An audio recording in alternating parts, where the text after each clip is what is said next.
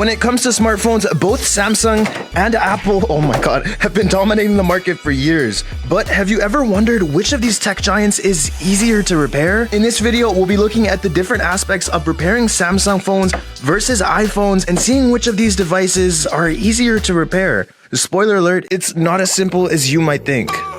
First off, we have to establish some guidelines. For simplicity's sake, we'll be comparing the S23 Ultra versus the iPhone 14 Pro. We'll also be dividing the repairability scores into 4 categories. The first 2 are the most common things to be replaced on a device: the display, obviously, and the battery. The last 2 are what make repairs easy and worthwhile: the software, Apple, and the pricing.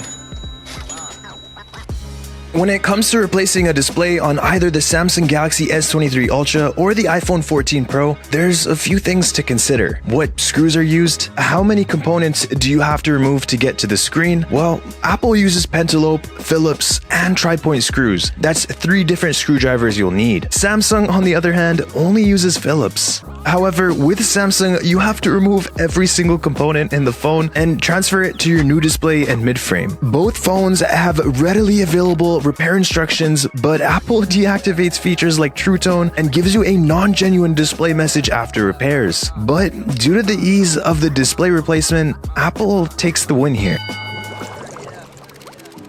Next up, we have the battery. This one might make some people angry, but Samsung's battery is so much easier to replace than Apple's. With iPhone, you have to remove a very fragile, fully functioning display to get to the device's battery. With Samsung, you have to go through the back glass, which is not only easier to remove, it's also much cheaper to replace if, let's say, you had an incident. You also only need one type of screwdriver, and thanks to Samsung's latest updates, you now have removable pull tabs, something which they lacked prior. Samsung wins this one by a mile, even if they didn't add the pull tabs.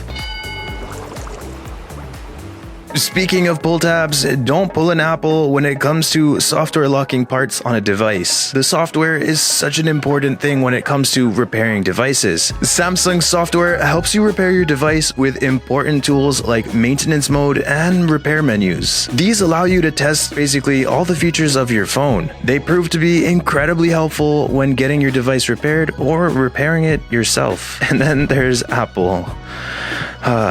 Making your life a living nightmare. Instead of providing tools that make repairs friendlier, they did the opposite. They restrict specific phone functions when you replace components through other channels other than their own. And as a result, they have made fixing some things near impossible.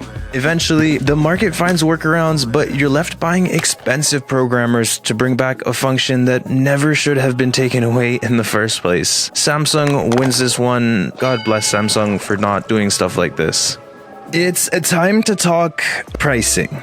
Both of these phones are incredibly expensive to repair currently, but both of these phones will not be worth the same amount of money in 2 years from now. iPhones hold their value incredibly well, and repair prices go down pretty quickly with iPhones. On the other hand, Samsung phones do not hold their value well at all, and repair costs remain almost the same. Not to mention, with iPhones, you have the ability to buy aftermarket parts that'll cost you less for repair. With Samsungs, there are some aftermarket parts available, but I've used them and they're so bad. Of course, iPhones also have bad aftermarket parts, but they also have really good aftermarket parts. Aftermarket parts that are almost equivalent to the original display. Given that information, iPhone definitely takes the win this round.